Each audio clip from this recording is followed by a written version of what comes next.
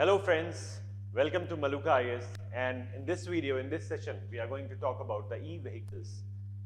What are e-vehicles and what is their technology, what are the shortcomings of e-vehicles, and what are the advantages, what are the benefits we are looking for, and what are the government's schemes we are going to discuss, right? We are going to discuss all of this. So this, as you can see, there is a battery charging station, and this is the charging adapter, and usko insert karke we can charge the vehicles. We don't need to get our fuel tank refilled, right? So इसके पीछे क्या है और इसके advantages क्या हैं, थोड़ा बहुत मैं ब्रीफ आइडिया आपको दे देता हूं, introductory idea. See, because of the geopolitical dilemma India is going to face, India is definitely going to face a geopolitical dilemma ka phase, because India is dealing with all the major superpowers. तो कहीं ना कहीं India को एक stand लेना पड़ेगा, और जब इंडिया स्टैंड लेगा तो कहीं ना कहीं इंडिया को एनर्जी से रिलेटेड, फ्यूल से रिलेटेड प्रॉब्लम्स आएंगी. उसके अलावा fuel price hike, fuel price अचानक से स्टम्बल हो गए, तो उसकी वजह से उसको हमें इवेड करना है. For evading that we should have a technology जिससे कि हम ये सारे जियो पॉलिटिकल जो प्रॉब्लम्स चलते हैं उनको आराम से टैकल कर सके, right? Electric vehicles have been increasingly getting popular in India over the past years. लगातार देखा जा रहा है कि इलेक्ट्रिक व्हीकल्स, खासकर ट्राईसाइकिल्स जो ई रिक्शास चले हैं, उसके अलावा बाईसाइकिल्स ऑल्सो, राइट? जैसे कि bikes, electric bikes, electric scooties, they have been very famous throughout these years. अभी the main concern of government is कि फोर व्हीलर्स इतना ज्यादा लोगों ने यूज करना स्टार्ट नहीं किया है. और उसके साथ अगर देखें तो रिसेंटली कई सारे न्यूज आर्टिकल्स ऐसे आए, कई सारी जगहों पर ऐसे इंसिडेंट हुए कि कार में आग लग गई, right? Car cot fire because it was an electric vehicle, तो वो र्यूमर उड़ गया. और कहीं कहीं पर ऐसा भी हुआ है कि इलेक्ट्रिक व्हीकल नहीं भी था, फिर भी लोगों ने बता दिया it was an electric vehicle और उसमें आग लग गई, राइट? तो दीज आर द प्रॉब्लम जिनसे गवर्नमेंट को बचना पड़ेगा, गवर्नमेंट को जिन प्रॉब्लम्स के साथ टैकल करना पड़ेगा. Other than the multiple consumer-oriented two-wheelers and four-wheelers that have launched lately, we have also seen many public transport vehicles like city buses go electric in cities like Mumbai and Delhi. Mumbai, Delhi and other metropolitan cities as well. क्योंकि state governments इन सारी चीजों को लेकर बहुत ज्यादा concerned है, climate change को लेकर, global warming को लेकर, तो different states they are asking for the electric buses, right? तो many metropolitan cities except Delhi and Mumbai also have electronic या इलेक्ट्रिक बसेस. अब इन इलेक्ट्रिक बसेस का या इलेक्ट्रिक व्हीकल्स का फायदा क्या होगा? इन इलेक्ट्रिक बसेस का और इनका फायदा ये है कि हमारे जो पेरिस अकॉर्ड के गोल्स हैं जो हम अचीव करना चाहते थे, राइट? जिससे कि हम कह रहे हैं कि हम पर यूनिट जीडीपी कार्बन एमिशन कम करेंगे, ठीक है? इसके अलावा हम ग्लोबल वार्मिंग के इंपैक्ट्स को इस पूरे सब कॉन्टिनेंट रीजन से, और ग्लोबली हम इस चीज को लेकर डिटरमिन्ड है कि हम ग्लोबल वार्मिंग से रिलेटेड जो इंपैक्ट्स हैं या आने वाले कॉन्सिक्वेंसेस जो हमें झेलने पड़ सकते हैं, because India has a very large coast line. अगर इंडिया उस लार्ज कोस्ट लाइन पर सी लेवल राइज हो गया तो कोस्टल प्लेन्स में, कोस्टल रीजन में रहने वाली जो पॉपुलेशन है, it will shift to the inward side. और जब इनवर्ड साइड में वो शिफ्ट होगी तो वहां पर आएगा पॉपुलेशन का बर्डन, पॉपुलेशन एक्सप्लोजन. तो उसको झेलने के लिए our cities are not sustainable enough. तो इसलिए हमें ग्लोबल वार्मिंग को मिटिगेट करने के लिए, क्लाइमेट चेंज के इंपैक्ट को मिटिगेट करने के लिए नई चीजों को, नई ऐसी टेक्नोलॉजीज को अडेप्ट करना ही पड़ेगा. And this government has been very proactive throughout its regime for the alternative energy, right? और उसी का एक एग्जाम्पल है e vehicles. India is the 5th largest car market in the world. It is the 5th largest, और ये माना जा रहा है कि आने वाले 10 से 15 सालों में, 20 सालों में India will be among the top 3 markets, right? क्योंकि कंज्यूमरिज्म बढ़ रहा है, economy is developing, everybody wants to have a car. तो उनको क्यों ना e vehicles, electronic vehicles, electric cars दी जाएं जिससे कि इसका क्लाइमेट पर गंदा इंपैक्ट, गलत इंपैक्ट ना पड़े. The push for electric vehicles is driven by the global climate agenda set in Paris Accord. So clean energy fuels, कहीं ना कहीं electric vehicles are cleaner. I will not say कि it's clean, but it is cleaner. Carbon emission respectively काफी कम होता है. Okay तो यहां पर हम बैटरीज का यूज करते हैं चार्जिंग के लिए, ठीक है, वहां पर सीधा फ्यूल जल रहा है तो ऑब्वियसली कार्बन एमिशन ज्यादा ही होगा। They operate on an electric motor, electric battery जो होती है मोटर को रन करती है और उस मोटर से फिर इंजन चालू होता है। Three wheelers EVs like e-autos, e-rickshaws account for close to 65% of all EVs registered in India. 65% EVs जो है वो ई रिक्शा है, इसका मतलब, और इसके अलावा जो भी है वो बाइक्स है, टू व्हीलर्स है। तो इससे पता चलता है कि फोर व्हीलर्स में अभी इतनी ज्यादा डिमांड नहीं है, बिकॉज हम अचानक से ऐसा अपडेशन नहीं करते हैं। Many of them have already have four wheelers, और जिनके पास नहीं है they are also looking for the fuel वाला, ठीक है, कंबशन वाला इंजन, ठीक है, वो व्हीकल। इसके पीछे रीजन क्या है? बिकॉज हमारे पास रोड्स जो हैं उनका इंफ्रास्ट्रक्चर इतना अच्छा नहीं है कि ईवीज को वो सपोर्ट कर सके।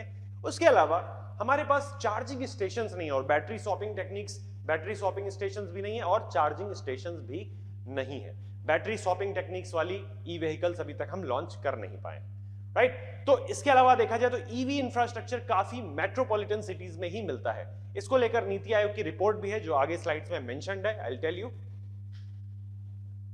Two-wheeler EVs come at a distant second with over 30% of registrations, and passengers for four-wheeler are only 2.5%. India has pledged to reduce the intensity of greenhouse gases by 33 to 35% below 2005 levels by 2030. और इस target को achieve करने के लिए हमें alternative energy fuels का use करना ही करना पड़ेगा। उसके लिए e vehicle has been is a very good revolution. So here is an announcement कि हम मलुका IAS आपके लिए एक ला रहे हैं बहुत ही अच्छा ऑफर, जिसमें आपको GS foundation plus advanced batch offer में ऑफर दिया जा रहा है। इसमें GS की क्लासेस होंगी for 2.5 hours every day, and there will be a class of NCERT as well for like 5 days a week, 4 days a week, and उसमें आपको NCERT का ओवरऑल, NCERT का कंपाइलेशन हमने किया हुआ है और उस NCERT को आपको पढ़ाया जाएगा। उसके अलावा द एक्सक्लूसिव ऑफर इज कि यहाँ पर आपको मेंटोरशिप सेशंस भी दिए जाएंगे। These mentorship sessions are for 10 students there will be a mentor, और वो एक मेंटोर उन स्टूडेंट्स को ध्यान रखेगा, उनका थ्रू आउट प्रिपरेशन, उनका सिलेबस, उनका PYQs वो सॉल्व कर रहे हैं या नहीं कर रहे हैं, आगे प्रैक्टिस क्वेश्चन सॉल्व कर रहे हैं या नहीं कर रहे हैं, उनकी इंटेंसिटी क्या है, उनको कितनी जल्दी कौन सा पार्ट ऑफ सिलेबस खत्म करना चाहिए, ये सारी चीजों का गाइडेंस आपको यहाँ पर मिल पाएगा। Because without this guidance UPSC का प्रिपरेशन आज इतना टफ हो चुका है कि आप बिना गाइडेंस के इसमें कहीं भी नहीं पहुंचते हो।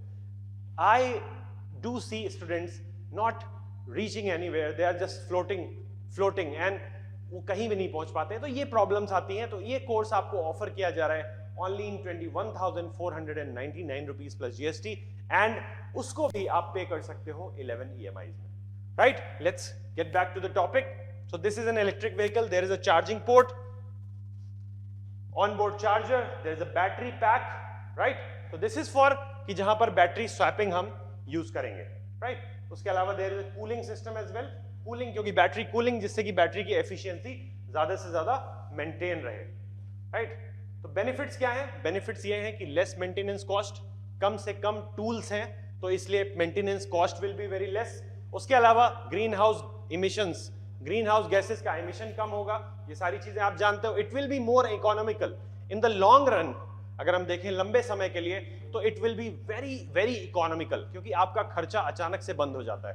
उसके अलावा फ्यूल कॉस्ट जो है वो भी अगर हम जज करें तो it's like 5 times less, okay. और जो जियोपॉलिटिकल टेंशंस की वजह से हमें परेशानियां हो जाती हैं, हमारी फ्यूल का जो प्राइस है वो हाइक हो जाता है अचानक से, पेट्रोल का प्रॉब्लम एंड डीजल का प्रॉब्लम, उसकी वजह से हाइपर इन्फ्लेशन आता है, ठीक है। तो उसको भी हम कहीं ना कहीं मैनेज कर सकते हैं। What are other benefits? It will reduce the fuel imports को reduce, fuel imports जैसे ही कम होंगे वैसे ही हमारा करंट अकाउंट डेफिसिट मेंटेन होने लगेगा, करंट अकाउंट डेफिसिट नहीं होगा। उसके अलावा innovation, it provides a catalyst for future innovation in technology, in alternative energy fuels. इसके अलावा there will be an industrial growth. Industrial growth इस वजह से भी होगी, इंडस्ट्रियल ग्रोथ अगर हुई और वो भी सस्टेनेबल होगी, क्योंकि हम क्लीन एनर्जी का यूज कर रहे हैं। There will be employment generation, क्योंकि नए तरीके की व्हीकल्स बनेंगे तो उसमें और एम्प्लॉयज की जरूरत होगी। उसके अलावा it will have reduced health effects, क्योंकि आने वाली जनरेशन के लिए हमने क्या पढ़ा है, हमने ये पढ़ा है कि environment is just not our equity, environment is inter generational equity. ठीक है, तो हमें ऐसा इसको यूज करना चाहिए कि हमें इसको आगे आने वाली जनरेशन तक भी इसके बेनिफिट्स पहुंचाने हैं, तो इंटर जनरेशनल इक्विटी बन जाएगा एनवायरनमेंट इससे। इसके अलावा देयर आर सम चैलेंजेस ये हैं कि we don't have enough infrastructure, we lack in high performing EVs. जैसे कि अगर हम बात करें यूएसए की, तो यूएसए में टेस्ला बहुत फेमस है बिकॉज वहां पर बैटरी स्वैपिंग मैकेनिज्म है उनके पास, they don't need any kind of electric charging station. उसके अलावा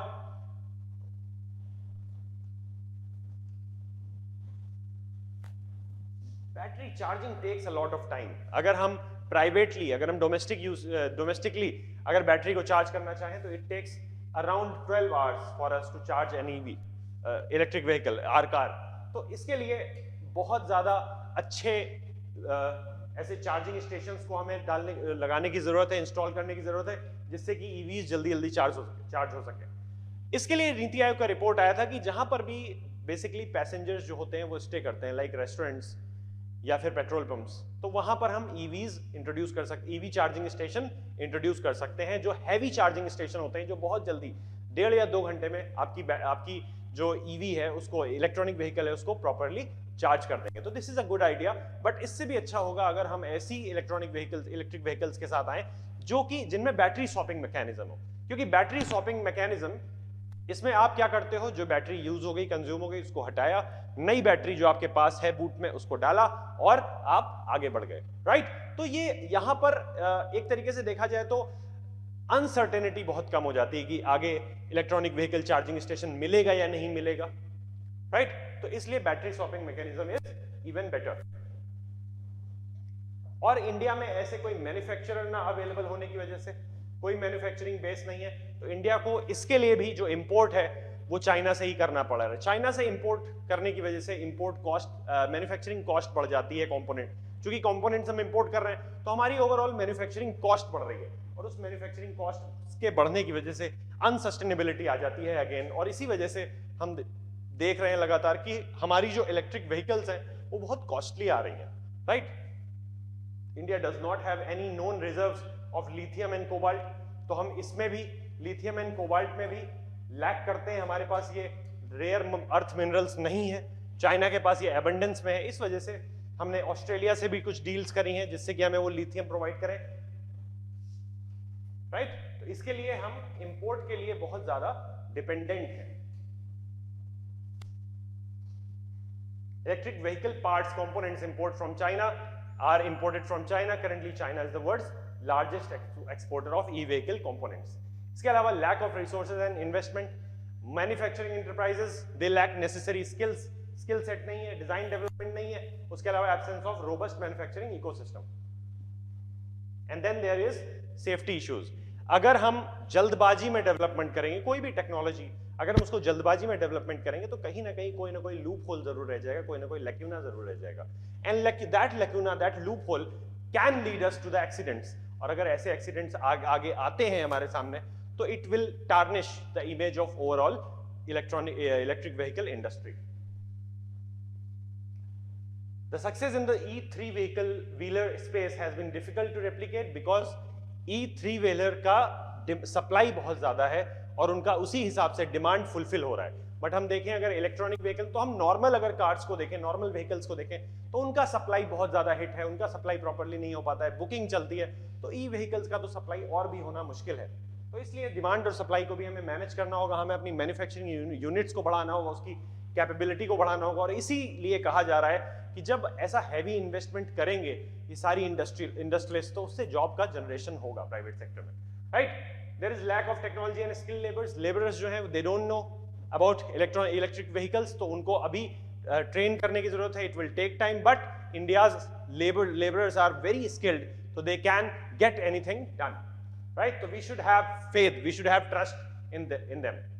उसके अलावा गवर्नमेंट ने अभी कई सारी स्कीम्स लॉन्च करी हैं, उसमें सबसे मेजर स्कीम है, it's not a scheme, it's an umbrella scheme, जिसमें आता है make in India campaign. Make in India campaign is all about make in India, बाहर से इन्वेस्टमेंट लेकर के मेक इन इंडिया और the Indian industries make in India, और उसके लिए गवर्नमेंट आपको एक वाइबल एक एप्ट एनवायरनमेंट देगी, right, for industrial growth.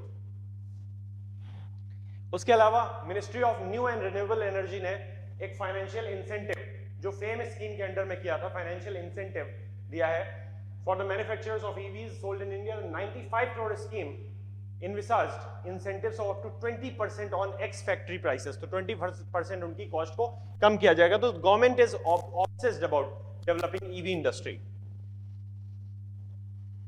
Then there is National Electric Mobility Mission Plan, which is in 2013 India unveiled the National Electric Mobility Mission Plan 2020. It aimed to make a major shift to EVs and to address the issues of national energy security.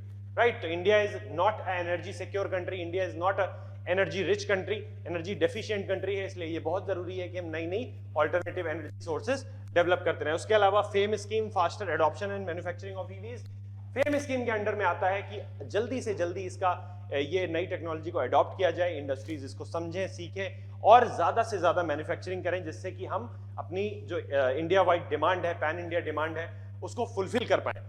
So in the Union Budget of 2015 and 16, FAME scheme was announced. अभी इसका second version भी आया है in 2019 only. Transport ministry ने क्या किया है? In 2017 it highlighted its intent to move to 100% electric cars by 2030. 2030 तक इंडिया को क्लीन एनवायरनमेंट और कई सारे सस्टेनेबल डेवलपमेंट गोल्स भी अचीव करने, उनमें ये मदद करेगा, right? FAME 2 scheme 2019, union cabinet approved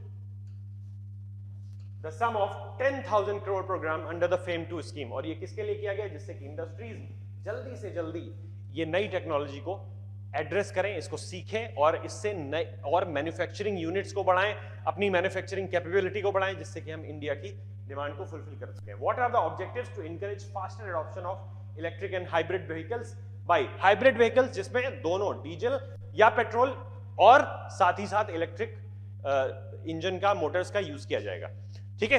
उसके अलावा also by establishing the necessary charging infrastructure for EVs, जैसे कि जो इंडस्ट्रीज को डेवलप कर रही है उसी के लिए गवर्नमेंट ऐसे चार्जिंग स्टेशन, अब कई सारे मेट्रोपॉलिटन सिटीज में ये चार्जिंग स्टेशन देखने को मिलते हैं, जो मेजर एरियाज हैं, जो बड़े एरियाज हैं, वहां पर ऐसे कॉमर्शियल चार्जिंग स्टेशन देखने को मिलते हैं। लाइक इन दिल्ली में 7 या 8 जगहों पर चार्जिंग स्टेशन ऐसे एस्टैब्लिश किए गए। बट क्या ये काफी है? नहीं, ये काफी नहीं। This scheme will help in addressing the issue of environmental pollution and fuel security, envisioned for 3 years. ठीक है?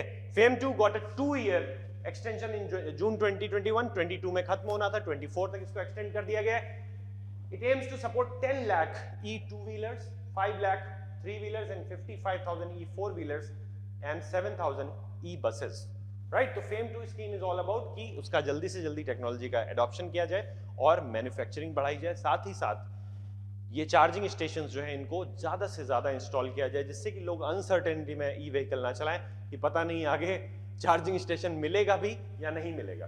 At the beginning of 2021 government of India came up with a new campaign which is go electric. तो यहाँ पर government क्या कर रही है? Government is again nudging you, government is using the tactics of behavioural economics, जिससे कि जो लोग हैं उनको नच किया जाए कि they go electric, right? In 2022 budget there was a mention of battery swapping, कि बैटरी स्वैपिंग के लिए हमें अब जब जो हमारी ई व्हीकल इंडस्ट्री डेवलप हो रही है उसमें बैटरी स्वैपिंग मैकेनिज्म होना चाहिए, because battery swapping is more certain. Battery swapping का क्या मतलब है? आपको कहीं लॉन्ग रूट के लिए जाना है, आपने 2 बैटरीज चार्ज करी है, 4 बैटरीज चार्ज करी है और उन्होंने सारी बैटरीज को आपने अपनी कार में रख लिया है, आपकी एक बैटरी खत्म होती है, आपने दूसरी बैटरी से उसको रिप्लेस किया and you go on your journey, right? The battery swapping model for supplying power has side step the lack of charging infrastructure। अगर हमारे पास बैटरी स्वैपिंग मैकेनिज्म आ जाता है, हमारा जो मैन्युफैक्चरिंग यूनिट्स हैं, हमारी जो कंपनीज हैं लाइक टाटा मेजर इसमें रोल प्ले कर रहा है, अगर टाटा बैटरी स्वैपिंग को यूज करता है तो उससे क्या होगा? उससे चार्जिंग इंफ्रास्ट्रक्चर पर जो हमारा खर्च है वो बचेगा, राइट? इसमें प्रोडक्शन लिंक्ड इंसेंटिव्स भी दिए हैं गवर्नमेंट ने कि 28% वो जनरली जीएसटी चार्ज करते हैं, अब वो जीएसटी 5% ही चार्ज किया जाएगा, जिससे कि प्रोडक्शन ज्यादा हो और उसकी डिमांड भी ज्यादा हो, लोगों को टैक्स कम देना पड़ेगा, तो ऑब्वियसली वो ज्यादा से ज्यादा ई व्हीकल्स ही खरीदेंगे. You can see this, right? EV roadmap was adopted by, these are just facts. What is the way forward? The Niti Aayog has suggested priority and non-priority lanes and designated parking places for charging automobiles, right? NITI Aayog ने एक strategically इसको design किया है कि अगर आप एक long route पर जा रहे हैं फॉर 400-500 किलोमीटर्स, तो वहां पर कौन कौन से स्लॉट्स हैं जहां पर आप पार्क करके अपनी गाड़ी को चार्ज कर सकते हैं, राइट? तो आपके पास एक रोड मैप है, आपको वो गूगल मैप्स में भी शो करेगा कि कहां पर अगला चार्जिंग स्टेशन कितना दूर है, राइट? तो दीज आर सम थिंग्स जो गवर्नमेंट कर पाई है अभी तक, उसको गवर्नमेंट ने करने की कोशिश करी है. Using circular manufacturing practices, recycling batteries and adopting a robust digital framework to deliver visibility across the supply chain will be critical in smoothing our move towards electric mobility. इसके अलावा जैसे जैसे टेक्नोलॉजी रिफॉर्म होती है, जैसे जैसे technology के साथ हमारा वास्ता होता है, हमारा इंट्रोडक्शन होता है, तो हम टेक्नोलॉजी के बारे में और जानते हैं, उनमें इनोवेशन करते हैं. And Indian automobile industry is capable enough कि वो ऐसे ई व्हीकल्स पर ज्यादा से ज्यादा इनोवेशन कर सके. The application of industry 4.0 concept will also allow digital product development frameworks that would ensure faster movement towards sustainable e-mobility. Urban planning is required, roads ऐसी होनी चाहिए, area wise integrated planning of public transportation, promotion of e-vehicles and renewable energy sources with flexible electricity pricing and tools for monitoring and controlling the smart grid. तो एक smart grid network बनाया जाएगा जिसमें कि e-vehicles properly mobility उनकी maintain रहे, right? What are the future policies? The Make in India program can help with production of EVs and parts that go into them. Okay, so these are some way forwards. The conclusion is e-vehicles. Conclusion क्या है? Conclusion यही है कि अगर e-vehicles हमारे यहाँ properly involve हो जाते हैं और हम उसको eliminate कर पाते हैं fuel, डीजल एंड पेट्रोल को, तो we will become energy sufficient country. क्योंकि अभी हम पेट्रोल और डीजल के लिए हमें इंपोर्ट्स पर डिपेंडेंट है, जिसमें हमारा काफी जो फॉरेन एक्सचेंज है वो खर्च हो जाता है. तो ये हमारी इकोनॉमी को भी कहीं ना कहीं एक लीवे देगा, एक लेवरेज देगा, जिससे कि हम उसका कैपिटल इंफ्रास्ट्रक्चर बनाने में उसका यूज कर पाए. ठीक है, इससे रिलेटेड नोट्स आपको टेलीग्राम के हमारे चैनल पर, ऑफिशियल चैनल पर मिल जाएंगे. और प्लीज टेलीग्राम के चैनल को लगातार देखिए, नोट्स को जरूर पढ़ा करिए. और जो भी इंपॉर्टेंट पॉइंट्स हैं, सारे इंपॉर्टेंट पॉइंट्स ही लिखे जाते हैं, बट उसमें भी जो मोस्ट इंपॉर्टेंट पॉइंट्स हैं जिनका आप यूज कर सकते हो अपने आंसर्स में, उनको अपने पास नोट डाउन कर लीजिए. आप बहुत ही प्रोडक्टिवली इन वीडियोस को यूज करिए, हमारा यही ऑब्जेक्टिव है. Thank you so much.